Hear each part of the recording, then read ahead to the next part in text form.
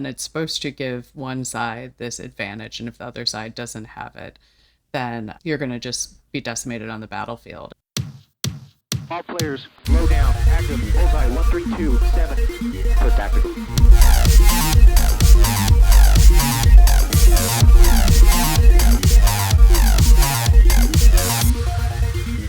Lights on.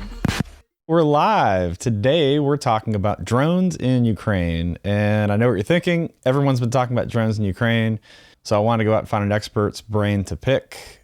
Looking across the internet, lo and behold, I came across a new think tank report. Yada, yada, yada. Welcome to the show, Dr. Stacie Pettyjohn from the Center for New American Security. Hey, it's great to be here. Thanks for reaching out and agreeing to come out. Oh, I reached out to you. So thanks for responding for me reaching out to you. You're the Senior Fellow and Director of Defense Programs. Before we actually get into your research, how did you get to doing what you're doing? It was a slightly circuitous route and a very disappointing one for my parents. I always thought I would be a lawyer because I liked Perry Mason as a kid. Didn't end up going down that route. Decided the less lucrative and longer term journey of graduate school and getting a PhD in political science was what I would take up. Did so, studied the Middle East, and then decided that that was not where I wanted to focus all of my time. So I pivoted away from that, ended up getting a postdoc at the RAND Corporation, where I started doing work on defense policy issues, starting with the US's presence overseas, a lot of different posture studies, and then I got pulled into wargaming. So that sort of broadened me out and brought me more into the operational side of things. And since then, I'm pretty much a jack of all trades on the defense side at CNAS. We have a small team that's agile, and we try to cover a lot of ground. Stacie, you're going to be shocked when I tell you this, but 95% of our audience is male listeners. You're the second, shocked. You're the second female guest we've had on the show. Both have had PhDs, so props for repping the female demographic out there. Well, I'm happy to be here, and if you need names of more women, I know lots of wonderful women who study defense things, so I can try to hook you up there. I'm sure you have like a professional tribe in the national security for women, right? Yeah, I mean, they sort of have emerged. I've been fortunate. I have folks that I've worked with for a long time now that have moved along with me, but then I'm also lucky, like Michelle Flournoy founded CNAS, and she has sort of her own extensive network of folks that have been plugged into, and Elsie wins, and there's just a lot of great organizations out there that are working on this. I'm going to shout out my favorite. Girl Security focuses on younger women in high school or college and is really trying to encourage them to move into these areas that are male dominated and to give them the confidence to tackle some of these issues when maybe they didn't grow up playing, hobby war games or reading military history as much, but they're very passionate about national security more broadly. Girl Security, huh? Okay, we'll put a link in the show notes so people can learn more about it. Does it have a website? They do. Okay, we will put a link in the show notes so people can read more about it. All right, let's jump into your report. The title is what caught my attention. The title of your new report is called Evolution, Not Revolution. It's like 60-something pages. We won't cover all of it in depth, but I really want to start with how did you actually get involved in researching drones in Ukraine? It seems like an oddly specific thing. It is. So this is part of a broader project that I've been working on with my colleagues Hannah Dennis and Molly Campbell that is thinking about the role that drones could play in a potential US-China war in the Pacific over Taiwan. I'm a political scientist by training, but I'm really a wannabe historian. I'm a qualitative political scientist. I don't do all that statistics and math stuff. And I believe that studying recent conflicts are important, and you can learn a lot from them, even when they're very dissimilar to the type of situation that you're looking at. I always think back to sort of the Middle East wars, 73 in particular, and then like the Falklands Islands War, and how much was learned because of the use of new technologies and sort of new tactics in those situations, and that the US internalized and built into things like air-land battle when it was developing new concepts of operations to try to be able to hold off the quantitatively superior Soviet forces in Central Europe. So I thought that we've seen these recent conflicts and there's been a lot of hype out there about them. So we were looking at Libya, like 2019, 2021 for time frame, really the battle for Tripoli. Nagorno-Karabakh, the 2020 war, there's been a subsequent one in the past year as well. Fast moving ball game. And then Ukraine. And the Ukraine piece, just, when I put in for this project proposal, the war had started and you had already seen a lot. And I had initially planned to go back to 2014 because drones were important there too. And I ended up not, because there was so much material just on what's happened since February 2022 when Russia invaded, that we ended up spinning that out into its own report so we could cover the issues in depth. Yeah, that's a good point, because today, even though this is coming out in April of 2024, the research is the 2022 invasion, February up through the summer of 23, about 18 months or so. Is that right? Yeah, it basically a tad bit of September 2023, I think, but that's about the cutoff date. Okay, so if people are listening to this podcast and saying, well, that's not true and this has happened, and what about that? Like, that's why. Okay, so we'll talk at the end of maybe some things that aren't in the report that have that just didn't make it. Yeah, things have changed since then. So if you wanna talk about some of the recent developments, I'm still following stuff, but it won't be in the report. Okay, we'll tap on that in the end. Okay, so the report has 3 parts. I really like the way it was broken down, and I like pictures, and it's got a lot of good pictures. So shout out to your graphics department. Melody and Rin, they're fabulous, and they took the initiative in taking some really boring tables that I'd created and turned those into really information-rich graphics. Love it. The report has 3 parts. It starts with the types of drones that were used on both sides, and then it goes through some of the different phases over the time period that you covered, and then the last, it kind of focuses on the uses and counters and things like that. And at the end, it talks about some boats. We'll talk about that at the very, very end. So the first part of it, you have the 4 bins of drones, like the quad chart of military, commercial, reusable, and one way. Was that something that you wanted to initially frame out, or is it just kind of how it panned out in your research? It was inductive. It was based on sort of what we were seeing and observing, and had looked at the other typologies for drones out there, and there's obviously a lot of them. DoD has the classes or the groups of drones that sort of basically gets to small, big, medium, larger, and very high altitude things. And that is important. It does definitely play a role because most of the drones in Ukraine are class 3 or below, so relatively small drones. But it didn't seem to capture some of the most salient characteristics of what we were seeing across the cases. And that really came down to the incorporation of a lot of commercial technologies, especially in Ukraine. That's where it's really hit its zenith. But then also this blurring of drone and munition, where you're seeing more and more of what folks would call loitering munitions, or I call kamikaze drones, that potentially could be reused, but are really intended to be one-way systems that are going out on a suicide mission where they crash into their target. And that is both on the tactical side and sort of a strategic longer range system, since that's what Ukraine's been using to reach into Russia. Okay, so when you looked at that, of the 4 bins, I would have guessed that from the beginning, everything has evolved over time. So of those 4 kind of types of drones, how did it start? And then how did you see it shift over time?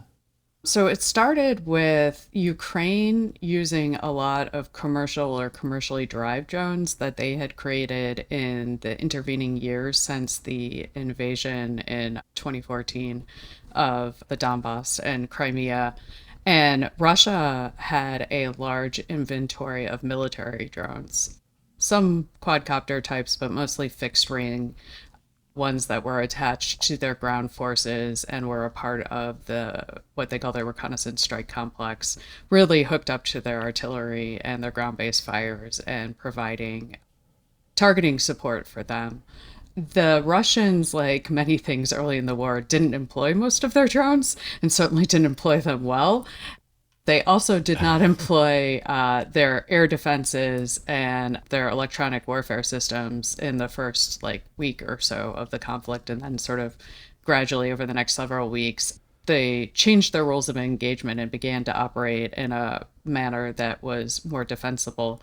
Because they weren't using their defenses, the Ukrainians were able to use these small quadcopters to sometimes drop bombs on them, but a lot of times it was really hooking up these commercial systems, and there would be people who just volunteered, who just popped out of their homes, they had these and would text other folks or WhatsApp people and find units that were trying to defend the capital in particular, and go out there and serve as sort of forward reconnaissance for them. And they would provide targeting coordinates of Russian forces, a lot of times for artillery or for special forces that were part of that leading edge of the defense of the capital early on. The other piece that Ukraine had is they did have the Turkish Bayraktar TB-2s. And they had between 25 and like 35 of them at the beginning of the conflict. And they used them pretty effectively there because Russia didn't have its air defenses turned on, so they could just fly around unimpeded and drop these small precision guided weapons that they carry and help to interdict key Russian forces and slow their advance. Yeah, they were a big hit early, and then they magically disappeared. Pretty quickly, they sort of, when Russia started turning on its, air defenses and its electronic warfare systems, they started falling out of the sky. And then the Ukrainians began to husband them and be more careful as to when they would use them because they knew that they were likely to get shot down.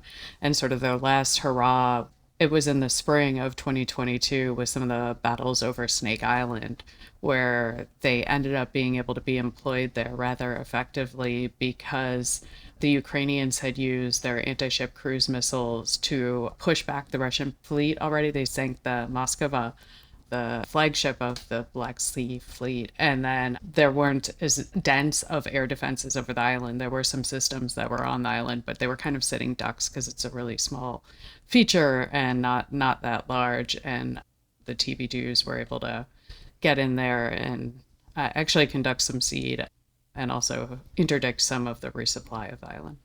One of your bumper stickers in your report summary says that drones provide affordable air power, but they have not replaced traditional air forces to be able to obtain air superiority. Can you double click on that? Yeah, for sure. I think there's a lot of excitement about drones and a lot of hype, and where people have this idea that they're going to be a complete substitute for either traditional crewed air forces or artillery in the case of some of the smaller systems. And I don't think either statement is true. On the Air Force side, obviously, like the TB-2s were great in an uncontested air environment, as you would expect, like the MQ-9s are, in terms of having long endurance, being able to be up there, look for targets, and then drop a precision weapon. But they have pretty small payloads. They don't have air-to-air sensors on them, and they haven't been capable by themselves of obtaining air superiority. When you broaden the aperture a little bit and look at some of the other cases in like Libya, where there was a fight for air superiority, but it involved the TB-2s and the Wingloon 2s, which are Chinese-made drones that Haftar's army had there, that the Emiratis were operating. But it was with ground-based air defenses. So they had to use ground-based systems to really be able to defend themselves in the skies because they didn't have any air-to-air capability, either crewed or uncrewed. And I think that is one of the areas where clearly you see the U.S. Air Force today with the Collaborative Combat Aircraft Program is focusing on at least augmenting the ability of air superiority manned aircraft with a number of loyal wingman type drones. But in these wars, you haven't seen it. You do see a lot of pictures, some videos of dogfighting of the quadcopters. And they're pretty neat. It's become a little, I think, more common as other munitions have gotten scarcer, where you're willing to risk the quadcopter because it's not that expensive, and they can like dive down and hit the rotor of that adversary aircraft to try to knock it out without damaging themselves. They've developed ways of doing so, but that is a different fight. That's the low altitude airspace, and in general, you've seen that the drones by themselves can't actually control the skies. That's how dogfighting started in World War I. They were throwing rocks, they were throwing grappling hooks at each other, and then someone brought a pistol one day, and then it just escalated from there. So it'll be curious to see on the quadcopter v quadcopter dogfighting in the future. Wait, it's very important to make a distinction here. I can't remember if your report references it. The air littorals is a phrase that's coming into play with these drones in conflicts over the last probably 4 or 5 years. And that's what you're talking about, right? That low altitude regime where a traditional Air Force is not organized, trained, or equipped to go basically deal with that, because that's usually the Army's airspace to kind of live and breathe in. It is.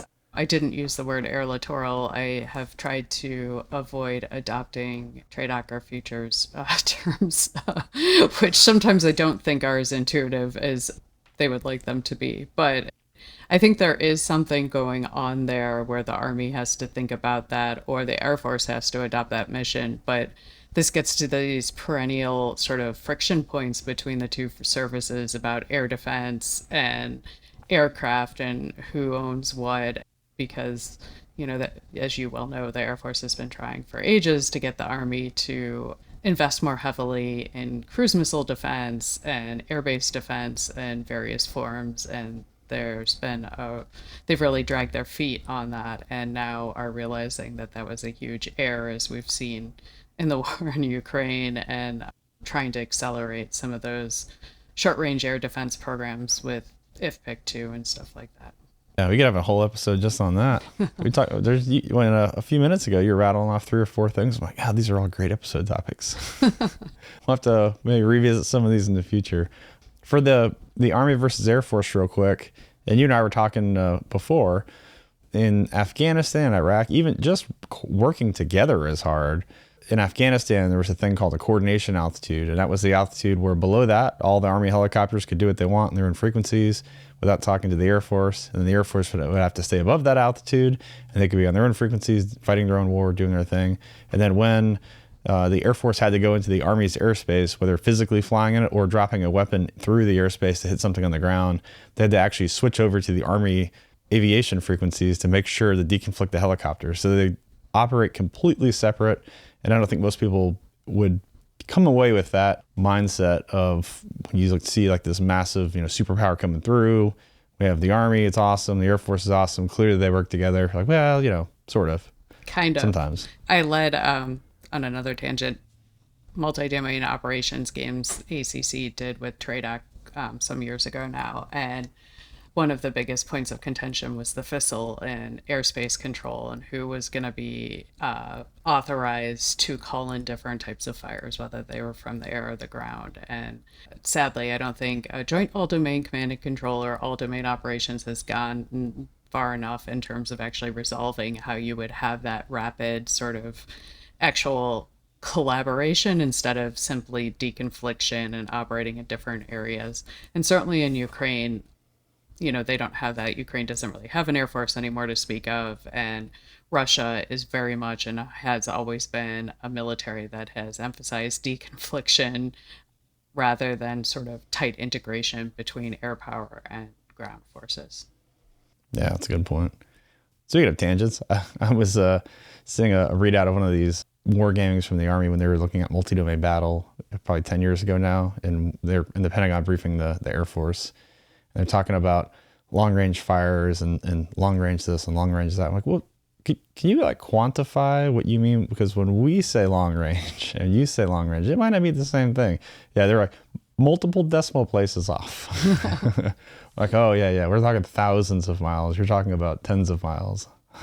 Okay.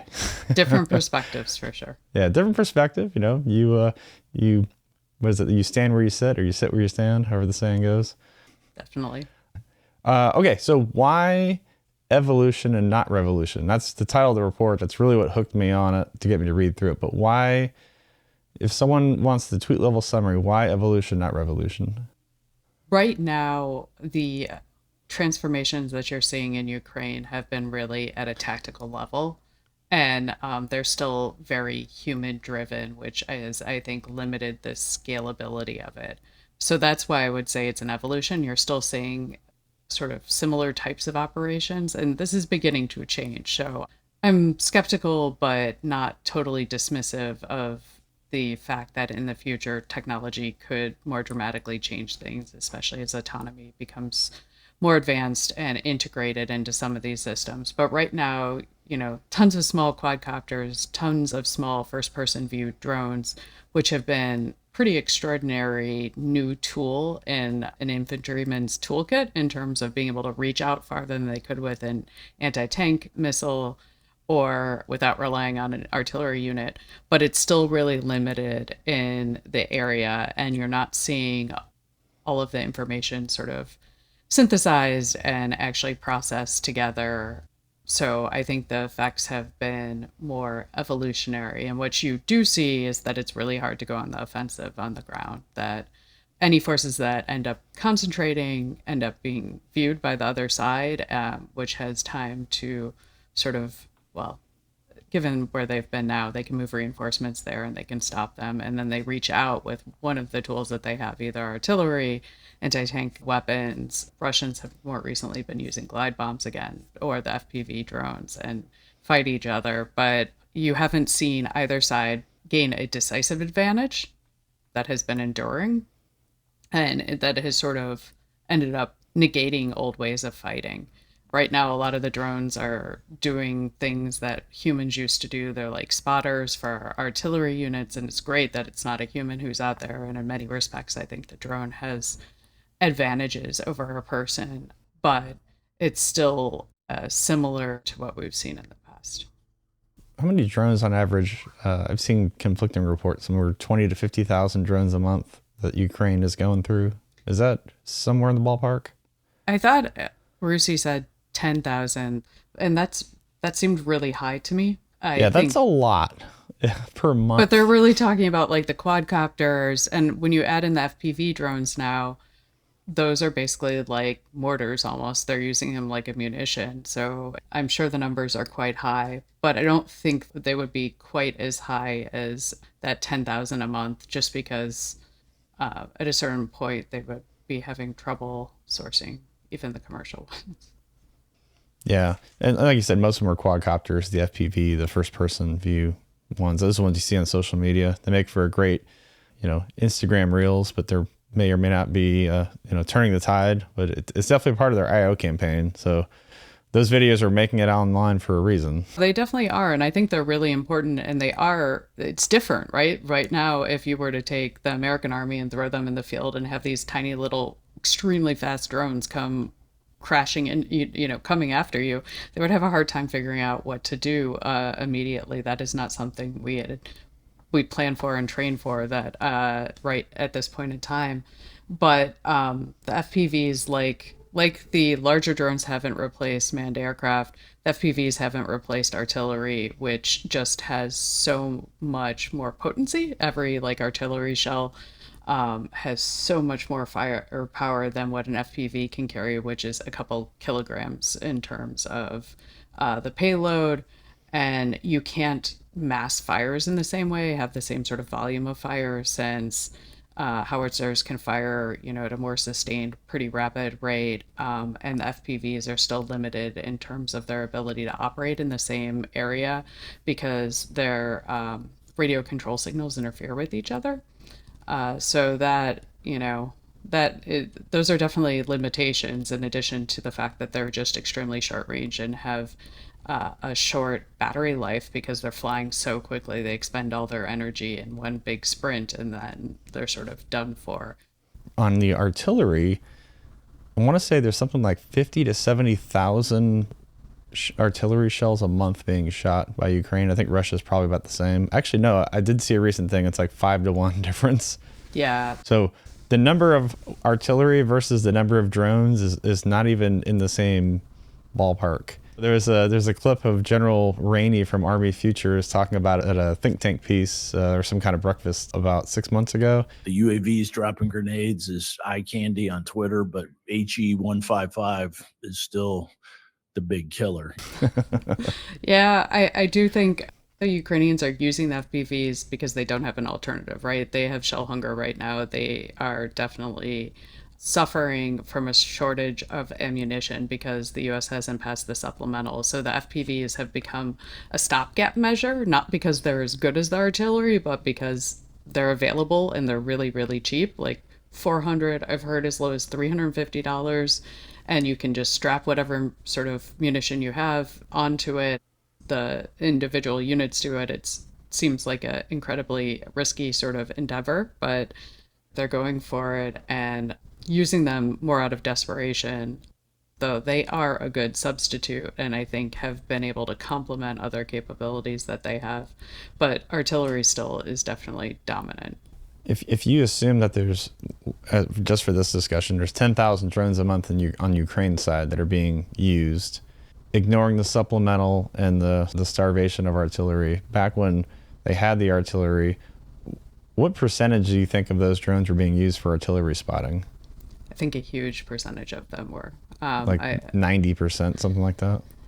I don't know if it's that high because I do think basically every maneuver unit has drones and is using them before they undertake any sort of operations just to keep situational awareness. And these are the cheap quadcopters, whatever they can probably procure on their own. But definitely their impact has been the greatest, I think, when they've been paired up with the artillery units and helping just to make dumb artillery shells a lot smarter and make sure that they come closer to hitting their target. Yeah, I think that insight was the key rationale behind the U.S. Army canceling their reconnaissance helicopter program, which has been a long-standing dumpster fire. But they canceled it, and that was kind of what they said is like, well, look what's going on in Ukraine. All of these drones are being used for artillery spotting and forward reconnaissance, which is really why we're buying this manned helicopter to begin with. So at least they are learning lessons and embracing them. If it's on the time scale, and I don't know, you could do a war game and come to the same conclusion, but until I think you see it and play out in real life, I don't think people believe a lot of the things that you see in war games for insights. I agree. Sorry. And even in hitting a third rail, being someone who you do a lot of wargaming, and so that's a third rail topic, I think.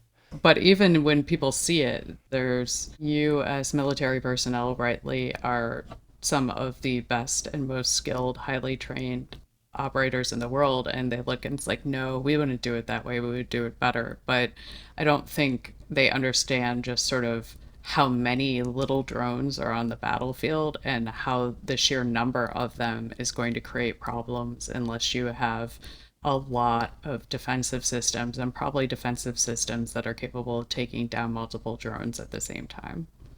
Again, that's a good topic for a follow-on episode. Let's talk about innovation. So Ukraine probably led the way with innovating, with making do with what it had and adapting based on the circumstances. But then Russia, they are innovating, and they're with counters and adaption, and we don't usually want to give the adversary credit for evolving and thinking that we're always better than them. But the facts are the facts, right? And that's what some of your stuff that you in your report. Yeah, that was probably the biggest surprise to me, was to realize how quickly Russia has caught up. And they're clearly in a war and pulling out all stops to try to be able to prevail. But at the same time, if you think about the U.S. acquisition process and system and how quickly we adapt, there have been adaptations in conflict, obviously, and rapid acquisition like the MRAP when there was a real need for it, but we don't really do it very often. And the fact that the Russians, despite the fact that the Ministry of Defense had been very opposed to them bringing commercial quadcopters and using them, Russian soldiers just said screw it, and they brought their own, and they relied on volunteer networks that helped them. And then once they saw the utility of the FPVs, they quickly embraced that as well and emulated what the Ukrainians have done. The one area that they haven't copied has been with the drone boats. Well, that's probably because Ukraine doesn't really have a navy worth trying to sink, where Russia does. Exactly. No, why do they need to? I mean, they could, it would be of limited benefit. That makes sense. The other thing is the Russians haven't been quite as good on the software side.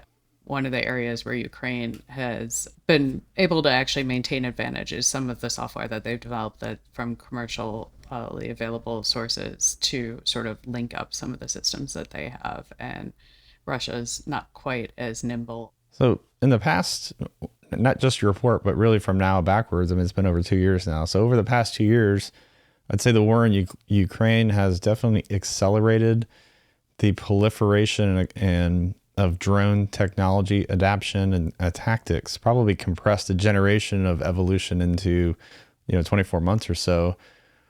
And we were just talking about adaption and innovation.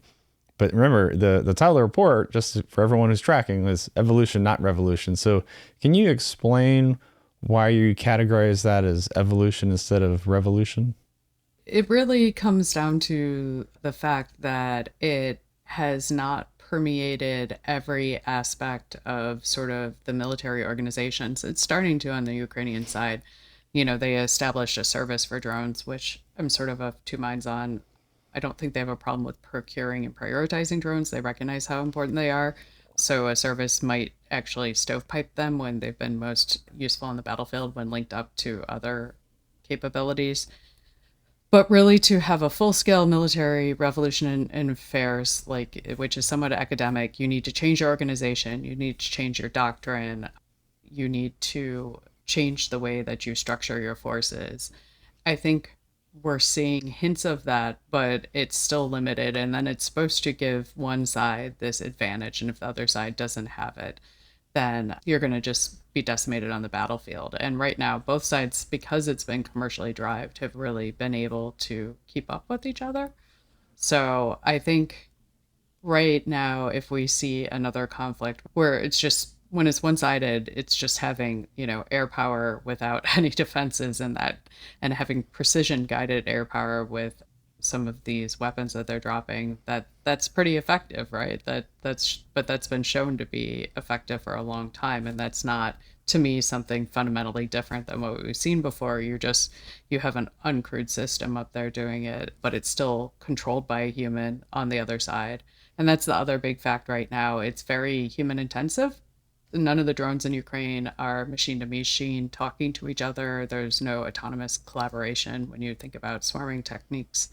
And instead, it is individuals, normally two people controlling each drone, because you need someone to be sort of navigating and paying attention to the broader situation while one person's actually flying the aircraft. And then they communicate with other drone operators or other infantry units or artillery units through text chat of various types or Google meetings or things like that. And so it's still sort of a very ad hoc, kludged together network that is actually, I think it's pretty surprising in terms of the amount that's being done with that type of latency and those type of communications.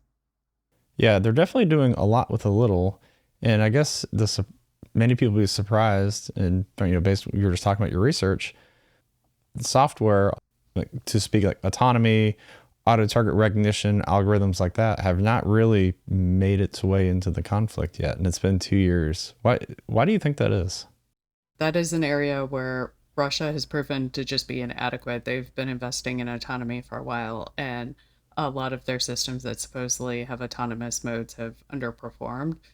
And I think that's just difficult for them. I think the Ukrainians are trying really hard and supposedly making gains in terms of automatic target recognition for the FPV drones to help defeat the jamming that they're facing. And also it would help to reduce the threshold of training needed for an operator to be that good, to actually be able to pilot the little drone into the target very precisely. But it's hard to know whether it's hit the field or not, right? It's unobservable. Yeah, that is a good point, right? We're not scouring the depths of classified information here, right? You're doing research, and it's your report is very well researched. All your appendix and sources are all in the end.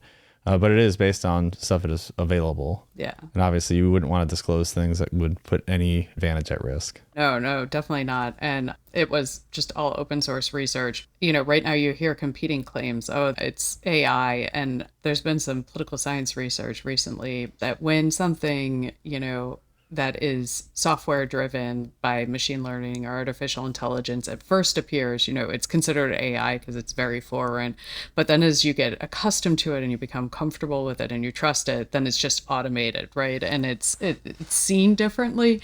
And I think there's a lot of hype right now because these are potentially autonomous weapons that are killing, but the automatic target recognition is pretty narrowly circumscribed type of autonomy that exists in other weapons today. It's just hard to distill fact from fiction in this situation entirely.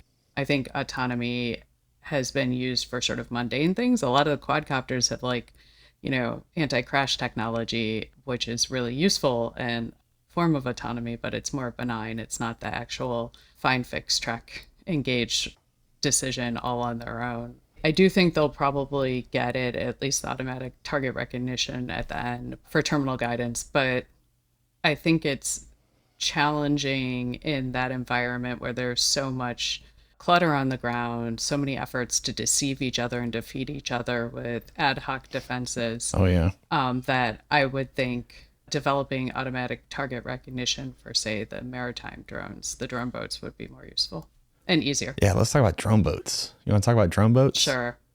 All right, let's talk about drone boats. They're on the scene about a year ago now, right? They kind of made a surprise entrance when they sank the flagship. That was a anti-ship cruise missile. That was Never mind. That was an anti-ship cruise missile. But then they came up and attacked the naval base in Crimea. And I think one washed ashore that must have probably become disconnected from its operator before that attack. And we saw this thing that was very low to the surface, black, but it's essentially a jet ski, like a C2 that's been modified and painted black, added, remote controls, camera, and explosives, and they're using them quite effectively, in small groups. Mostly I've seen like 2, 3, 4 at a time going after, large surface warships and harassing them, sometimes hitting them. It's hard to tell how much damage they're actually doing, but they do carry a bigger payload. They can carry several hundred pounds of explosive, which, is a lot more than any of the aerial drones.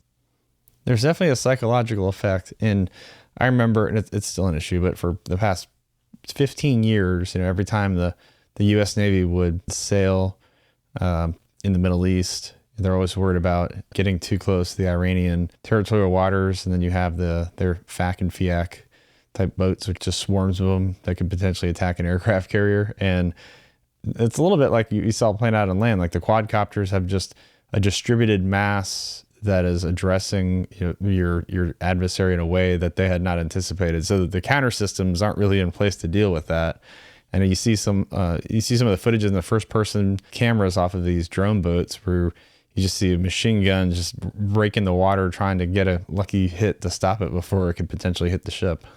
Yeah. And I think the Russian Navy does not have great confidence in their captains in terms of their ability to counter it. And they've sort of moved back, which has opened up the ports for the Ukrainians, which is huge. They can export grain. The U.S. Navy right now is facing, in some ways, a similar challenge where the Houthis use small drone boats and send them out as a part of their missile and drone attacks. And I was looking at CENTCOM reports the other day of some of this activity.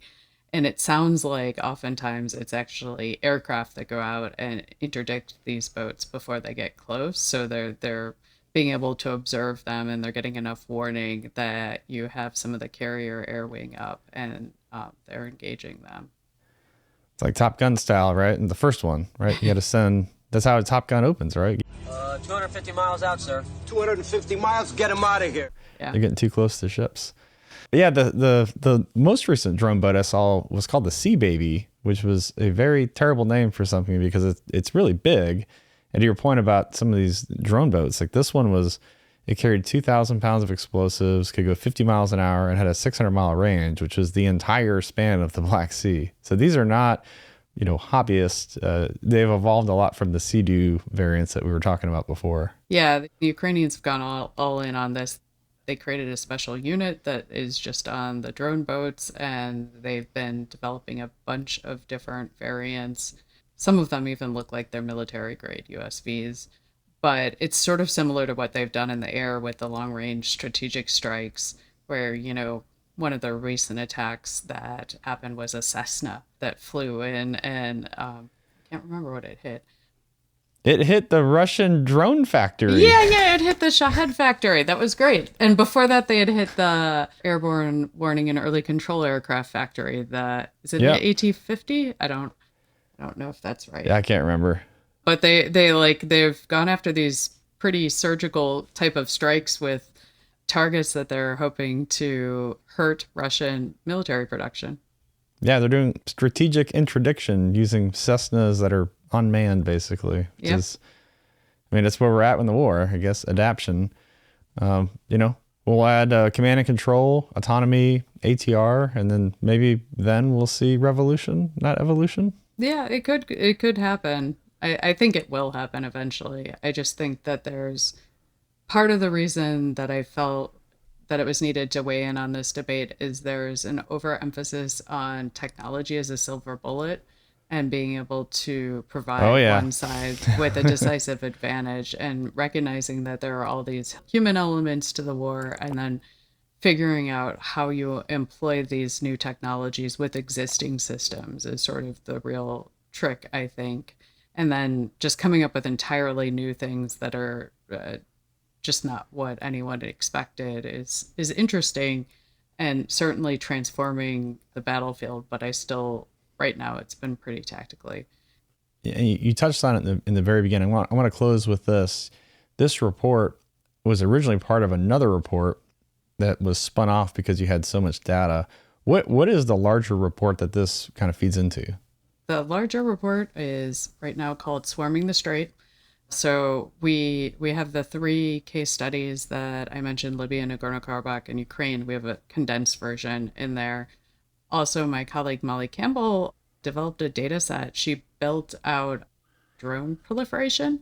So it's looking at transfers, not just sales, but, when Iran gives someone drones, and then pursuit of drones. And there's just been a huge spike since 2021. And really, a lot of this has been driven by Turkey and then the war in Ukraine and what the Ukrainians and the Russians are trying to import. But you're seeing a lot of countries that are now seeking to acquire these types of systems, and they're able to because there are sellers who will provide them with it, unlike the United States, which has been very, limited in who it has shared its unmanned technology with because of the Missile Technology Control Regime, the MTCR. Well, we could do a whole episode on that one too, and how that's destroyed the drone market and really allowed China to move in and a lot of foreign countries to move in. I think General Atomics is pretty butthurt about that over the past 20 years. For good reason. And Turkey's surpassed China. What you've seen, what's really interesting that Molly found, was that a lot of countries that have bought from China have found the drones to be, lacking in certain ways. And they've turned to Turkey, where Here's my surprise face. the TB-2 is not great, but it is good enough, right? And it's reasonably reliable. It's okay. Yeah, you wouldn't think about it, but like Turkey, for those who aren't, don't keep a pulse on this, you might not think about it, but Turkey does have a pretty robust aerospace industry. Mm-hmm. And when they were part of the F-35 program, they were building like some very advanced critical parts of the F-35 that almost no other people in the world could build. So they do have a very strong industrial base for aerospace. They definitely do. And the question is, are they friend or something else, Yeah. right? Where are they? But they're producing a lot, and they're producing quickly, which is another thing that, the United States certainly struggles with. So, and then the final piece of it is we ran a war game to consider sort of innovative concepts and to think about how the different key parties could use drones in a conflict over Taiwan. So Taiwan, China, the US. And we didn't run the game to sort of try to see what the outcome would be, because I think a lot of that depends on the orders of battle we would create and give to each side. And it's really hard to know how many drones China has, though the answer is it clearly has a lot. And because you're seeing a lot, they're employing them day to day. And then the effect we ascribe to counter drone technologies that necessarily aren't fielded right now, and how many we gave each side and where, they would posture them. So we were more thinking about different concepts of employment and how could you achieve certain missions differently if you had drones. So that will hopefully be out in the next month. Okay. Well, it might not make the show notes, but if it comes out before this publishes, we'll make sure that we have it in the show notes. Oh, thanks. Stacie, what are we missing before we part ways? I think the only thing that I would add, we talked a lot about sort of the smaller drones. You do see the drones as supplements to cruise missiles for standoff attacks, basically on both sides. I mean, Ukraine doesn't have any cruise missiles, so the drones are their only form of long range strike, and they've been using them quite well against Russia, which shows you how difficult it is to, have air defenses everywhere, because Russia has a lot of strategic air defenses. And then the Russians have really used the Shahed to force the Ukrainians to expend their missile interceptors and just to keep pressure up on them. They've enabled the higher end cruise and ballistic missiles to be more effective when Russia has limited numbers of them. So you've seen recently Russia just hit and took out the main large Ukrainian energy plant. But that's the other battle that's going on at the same time as the one on the front lines. All right. Where can people find and connect with you? Go to CNAS.org. I'm on the website. I'm on LinkedIn. I'm on Twitter or X or whatever we call it. I think I'm on Blue Sky. I sometimes don't check all of these as well and as often as I should, but I try to be responsive. Just often fail to realize my own goals. Dr. Stacie Pettyjohn, thanks for spending some time talking about your new report. And that's it. That's the pod. We'll see ya.